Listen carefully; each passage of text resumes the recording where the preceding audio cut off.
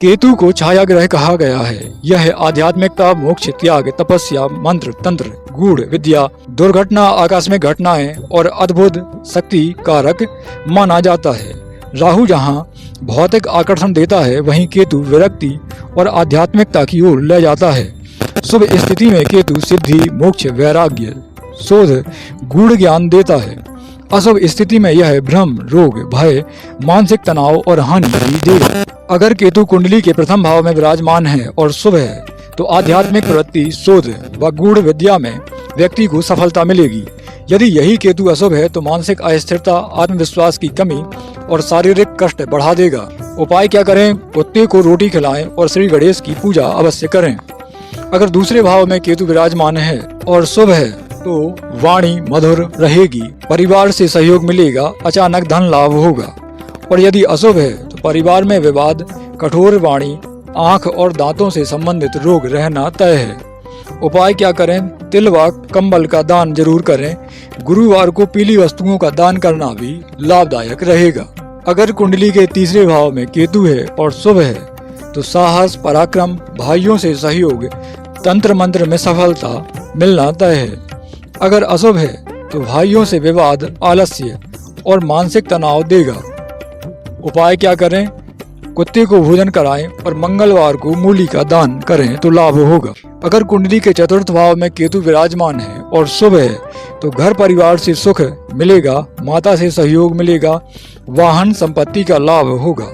यदि चतुर्थ भाव में केतु अशुभ है, तब घर में तनाव, माता से दूरी, मानसिक कष्ट मिलना तय है। उपाय क्या करें? शनिवार को लोहे का दान करें और माता का सम्मान जरूर करें। अगर कुंडली के पंचम भाव में केतु विराजमान है और शुभ है, तो संतान से लाभ, गूढ़ ज्ञान, शोध, ज्योतिष और तंत्र मंत्र में सफलता मिलेगी। अगर अशुभ है, तो संतान से कष्ट, शिक्षा में बाधा, पेट संबंधी रोग रहेंगे। उपाय क्या करें? बच्चों को मिठाई खिलाएं और श्री गणेश अथर्व शीर्ष का पाठ अवश्य करते रहें।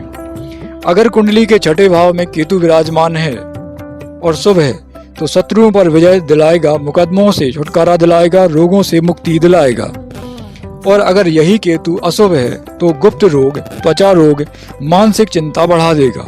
उपाय क्या करें? तिल, गुड़ और कंबल का दान करें और कुत्तों को भोजन जरूर कराएं। सप्तम भाव में केतु विराजमान है और शुभ है, तो विदेश से जीवन साथी मिलना तय है, साझेदारी से लाभ होगा, अनूठे संबंध बनेंगे। अगर अशुभ है, तो वैवाहिक कलह, दाम्पत्य सुख में कमी और वैवाहिक बाधा देना तय है।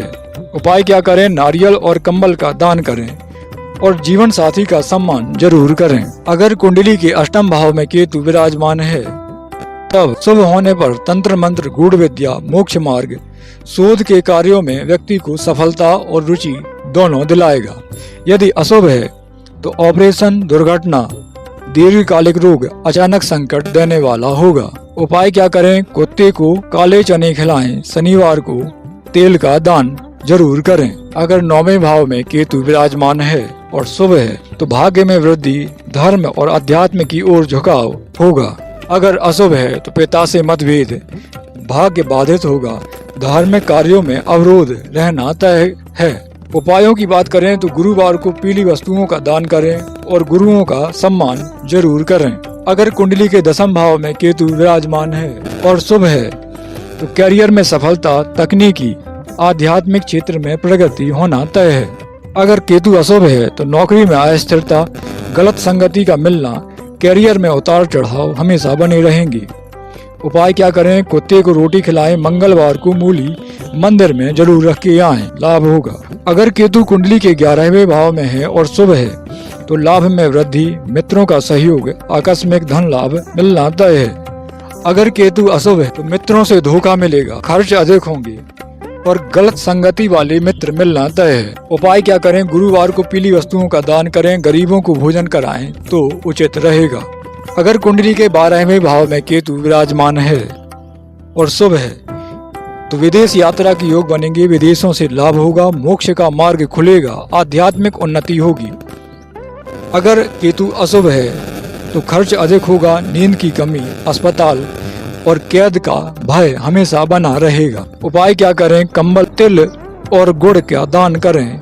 श्री गणेश जी की पूजा करना लाभदायक रहेगा। अगर अन्य उपायों की बात करें जो सामान्य हैं, तो कुत्ते को भोजन कराना, विशेषकर दूध या चने का भोजन कराया जाए कुत्ते को तो लाभ मिलेगा। श्री गणेश की पूजा करना, गणपति के मंत्र और केतु के मंत्रों का संकल्प के माध्यम से जप करना लाभदायक रहेगा। तिल, गुड़, कंबल और नारियल का जितना दान कर सकें उतना अच्छा। व्यसन, गलत संगति और छल कपट से हमेशा दूर रहें। साधुओं और गरीबों की सेवा करते रहें।